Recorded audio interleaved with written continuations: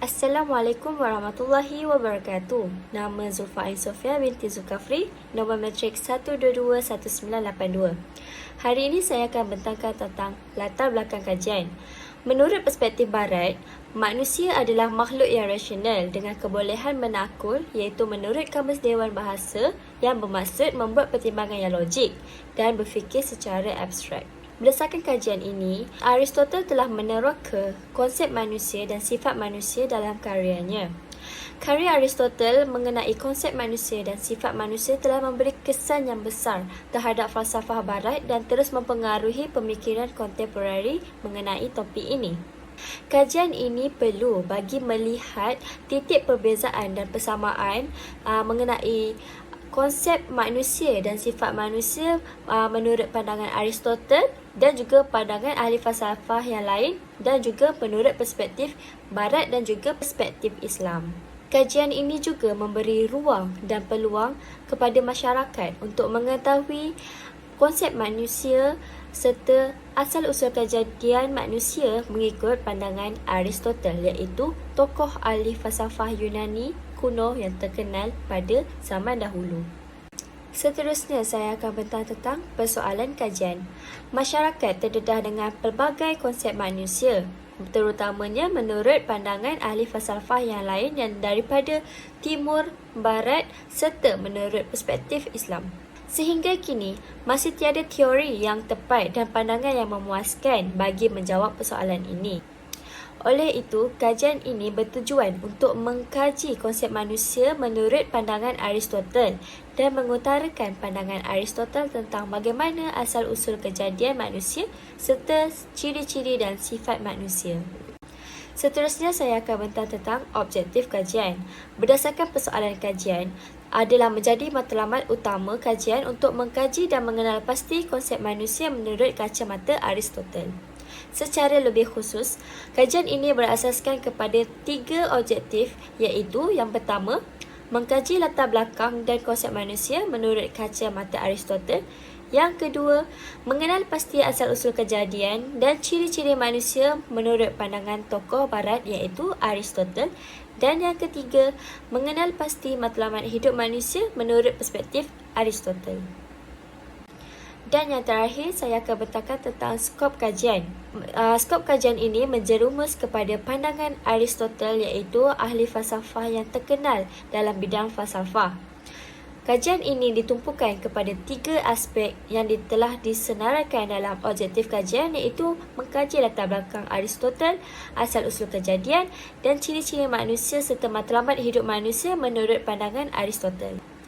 Di samping itu, skop kajian ini juga tertumpu kepada perspektif barat daripada perspektif Islam. Hal ini kerana Aristotle merupakan ahli falsafah daripada barat.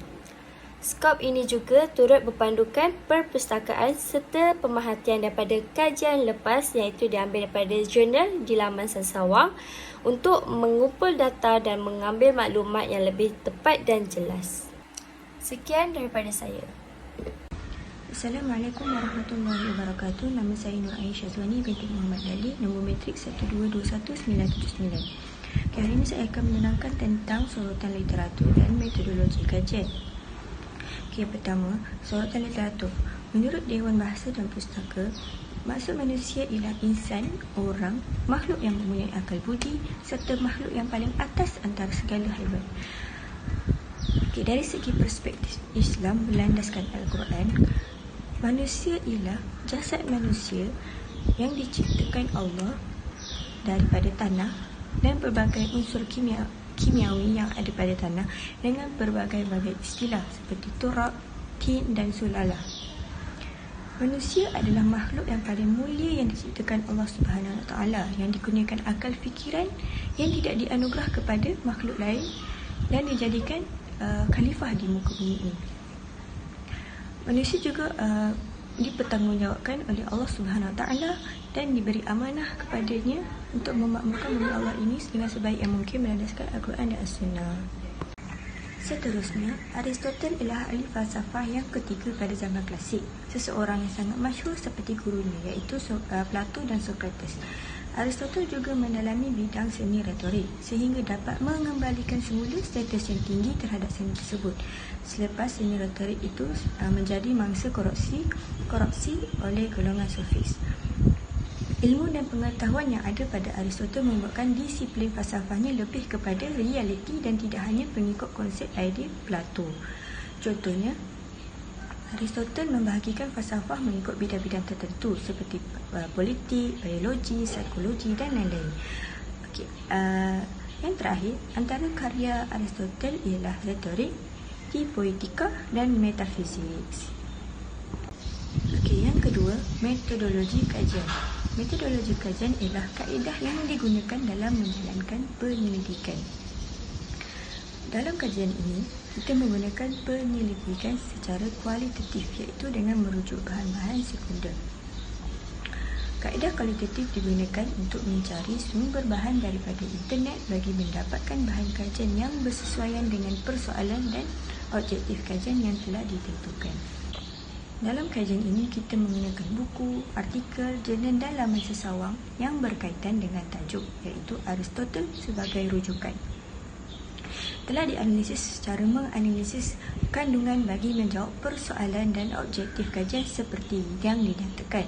Bahan sekunder juga digunakan dalam sebahagian bahan asas kajian literatur daripada kajian lepas. Sekian daripada saya. Bab 2 membincangkan tentang latar belakang Aristotle.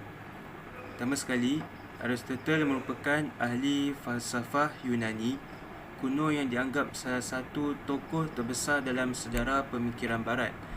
Aristotle juga dilahirkan pada tahun 384 sebelum Masihi di Stagira, iaitu sebuah bandar di Makedonia, Greece. Aristotle juga mempunyai bapa yang bernama Nicomacheus, di mana Nicomacheus ni adalah seorang doktor diraja yang membawa kepada Aristotle dibesarkan dalam lingkungan yang terdedah kepada sains dan perubatan. Tentang latar pendidikan Aristotle, pada usia 17 tahun, Aristotle dikirim ke Athens untuk belajar di akademi yang didirikan sendiri oleh Plato. Di akademi, Aristotle menjadi murid Plato dan belajar pelbagai subjek termasuk ilmu matematik, retorik dan falsafah. Setelah Plato meninggal dunia pada tahun 347 sebelum Masihi, Aristotle meninggalkan akademi dan pergi ke kota Lesbos untuk mengabdikan dirinya pada penelitian alam dan biologi. Setelah itu, Aristotle dipanggil oleh Philip II dari Makedonia untuk menjadi guru peribadi puteranya iaitu Alexander the Great. Sebagai guru Alexander, Aristotle mengajarnya pelbagai subjek termasuk ilmu alam, etika dan politik. Setelah Alexander menjadi raja, Aristotle kembali ke Athena dan mendirikan sebuah sekolah bernama Lyceum, di mana dia mengajar dan memimpin penelitian dan kajian. Anak murid Aristotle yang dikenal sebagai Peripatetics kerana mereka sering berjalan-jalan sambil berdiskusi menjadi penting dalam mempertahankan dan menyebarkan pemikirannya setelah kematian Aristotle. Sekarang kita bincang pula tentang karakter dan kepribadian Aristotle. Aristotle merupakan seorang yang berasal dari keluarga yang sangat kaya. Dia dikenali sebagai seorang lelaki yang mementingkan gaya penampilan, memakai cincin di jari-jarinya dan memiliki potongan rambut pendek sesuai dengan fashion pada zaman itu. Selain itu, Aristotle dikatakan menderita masalah pencernaan. Beliau juga dikatakan memiliki kaki yang sangat kurus. Aristotle adalah seorang pembicara yang fasih dan jelas dalam ucapannya yang menyebabkan orang ramai mudah tentang ceramahnya. Selain itu, dia memiliki kecerdasan yang luar biasa dan akhir sekali, musuh-musuh Aristotle sering menuduhnya sebagai seorang yang sombong. Terakhir sekali tentang riwayat akhir Aristotle. Setelah kematian Alexander the Great pada tahun 323 sebelum Masihi, Aristotle menghadapi penindasan di Athena kerana beliau dituduh tidak menghormati dewa-dewa Yunani. Untuk menghindari hukuman mati, Aristotle memilih meninggalkan Athena sendiri. Beliau pergi ke pulau Euboea dan tinggal bersama keluarganya. Di sana, Aristotle melanjutkan pekerjaannya dalam bidang falsafah dan ilmu pengetahuan. Sayang sekali, hanya sedikit karya tulisannya yang masih kekal dari masa hidupnya. Pada tahun 322 sebelum Masihi, Aristotle jatuh sakit dan meninggal dunia di kota Chalkis di Pulau Euboea. Penyebab pasti kematiannya tidak diketahui secara pasti, meskipun beberapa sumber menyebutkan penyakit perut sebagai kemungkinan penyebabnya. Seterusnya, definisi etika. Etika ialah prinsip moral, iaitu akhlak atau nilai-nilai yang menjadi pegangan seseorang individu ataupun kumpulan. Etika menurut etimologi ialah berasal daripada perkataan Yunani iaitu ethos yang bermaksud kebiasaan dan berkait dengan moral, sifat dan adat. Seterusnya, etika secara terminologi ialah kelakuan manusia yang hidup bermasyarakat dalam menilai sesuatu perbuatan sama ada perbuatan itu baik ataupun buruk. Secara umumnya, etika ialah falsafah atau ilmu tentang tindakan manusia sebagai manusia dan tidak hanya terikat dalam skop teologi tetapi juga dalam kehidupan yang nyata. Seterusnya, etika nikomasia menurut Aristotle. Etika menurut Aristotle adalah terarah kepada kebaikan. Setiap aktiviti dan tindakan manusia matlamatnya adalah untuk mendapatkan kebaikan. Manusia yang beretika ialah manusia yang mempunyai moral dalam dirinya untuk menilai sama ada sesuatu perbuatan itu baik ataupun buruk. Etika Aristotle juga adalah berkait rapat dengan kebaikan. Menurutnya, kebaikan menjadi telos, iaitu tujuan dan keutamaan seseorang dalam teologi etika. Tidaklah seseorang itu mempunyai tujuan melainkan untuk kebaikan, kerana kebaikan manusia itu merupakan aktiviti jiwa dalam kesesuaian dan dengan keutamaan. Manusia yang beretika ialah manusia yang mengutamakan kebaikan dalam setiap perbuatan dan penilaiannya serta mempunyai tujuan hidup yang jelas demi mencapai kebahagiaan, iaitu eudaimonia. Seterusnya, ciri manusia dan hubung kaitnya dengan haiwan menurut Aristotle. Aristotle menyatakan terdapat 4 ciri manusia dan haiwan yang sama. Yang pertama, sifat liar. Haiwan dan manusia itu kedua-duanya dilahirkan secara liar. Tetapi apa yang membezakan mereka ialah: pertama, haiwan tidak dapat menjinakkan anak mereka dan membawa mereka keluar dari kehidupan yang liar. Kedua, manusia mempunyai institusi rumah tangga dan bandar yang membolehkan mereka berbuat demikian melalui pentadbiran dengan pengurusan yang baik. Seterusnya, hidup berseorangan dan kumpulan. Haiwan dan manusia hidup secara sendirian dan berkumpulan. Yang membezakan kehidupan keduanya ialah haiwan tidak boleh bersikap rasional dan hidup dalam berpolitik. Manusia melibatkan rasional yang membentuk kehidupan yang baik untuk menjamin keperluan hidup serta kesejahteraan politik. Seterusnya, yang ketiga, kecenderungan berperang. Haiwan dan manusia kebanyakannya berperang untuk mendapatkan sumber makanan maupun tempat tinggal demi keperluan hidup. Manusia boleh hidup tanpa peperangan sekiranya sesuatu bandar dapat menjamin keperluan dan keamanan penduduknya. Yang keempat, mempunyai deria. Haiwan dan manusia itu kedua-duanya mempunyai deria. Namun manusia dikurniakan akal fikiran dan deria yang membolehkan mereka membezakan perkara yang baik ataupun buruk. Haiwan tidak mempunyai akal, intelek yang dapat membezakan yang baik dan buruk seperti manusia.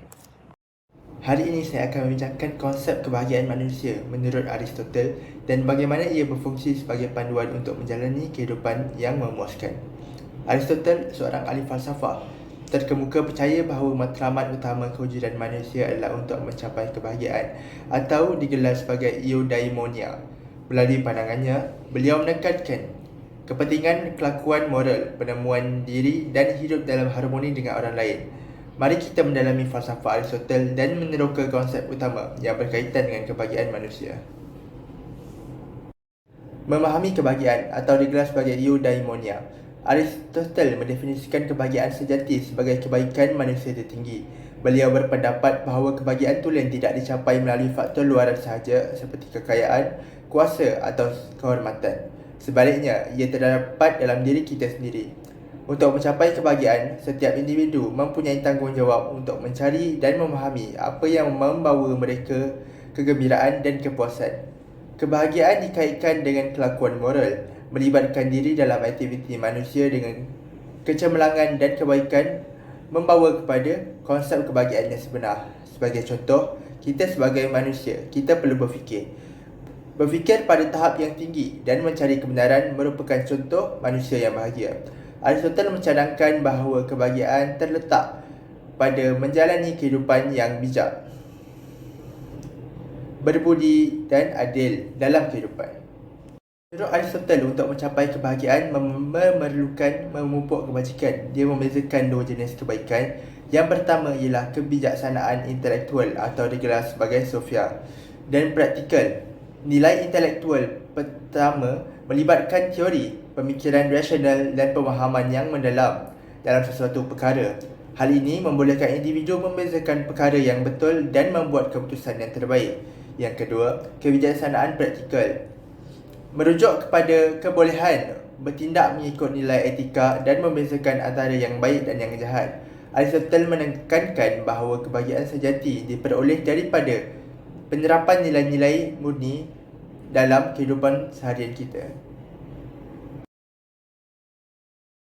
Konsep kebahagiaan menurut Aristoteles, yang pertama ialah konsep jiwa. Perspektif Aristoteles tentang jiwa adalah penting untuk memahami falsafahnya. Dia memandang jiwa sebagai prinsip kehidupan yang terdapat pada semua makhluk hidup, termasuk tumbuh-tumbuhan, haiwan dan manusia. Pada mulanya, Aristoteles memegang pandangan dualistik tentang jiwa dan badan sebagai entiti yang berasingan. Walau bagaimanapun, beliau kemudiannya mencadangkan perspektif bersatu di mana jiwa dan badan adalah aspek yang saling berkaitan satu entiti jiwa. Menurut Aristoteles, jiwa adalah entiti utama yang memberi kehidupan kepada badan. Kedua ialah zoon politikan, bermaksud makhluk berpolitik. Aristoteles percaya bahawa manusia adalah makhluk sosial yang secara semula jadi berkaitan dengan masyarakat. Beliau mencipta istilah zoon politikan yang bermaksud makhluk berpolitik untuk menekankan kecenderungan semula jadi kita ke arah membentuk komuniti. Aristoteles berpendapat bahawa manusia yang dibezakan oleh kebolehan mereka untuk berkomunikasi melalui bahasa memerlukan interaksi sosial dan perhubungan untuk merealisasikan diri mereka yang sebenar. Persahabatan dan komunikasi adalah aspek asas kebahagiaan bagi seseorang manusia. Konsep rasional. Akhir sekali, Aristoteles membicarakan konsep rasional.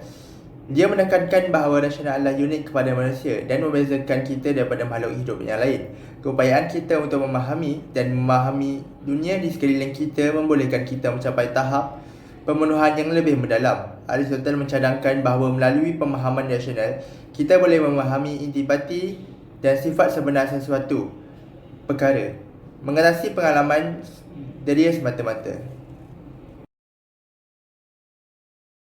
Assalamualaikum warahmatullahi wabarakatuh. Nama saya Muhammad Nawar bin Nasrullah. Nombor metrik 122-1978. Okey, baiklah. Sekarang saya akan menerangkan bab yang terakhir, iaitu bab kesimpulan, di mana bab ini akan menyimpulkan dan juga merumuskan kajian yang telah dilakukan oleh penulis, serta saya juga akan menjawab perbincangan persoalan yang timbul dalam sepanjang kajian ini dijalankan. Okey, baiklah. Beralih kepada perbincangan persoalan. Yang pertama adalah apakah konsep manusia menurut pandangan Aristoteles.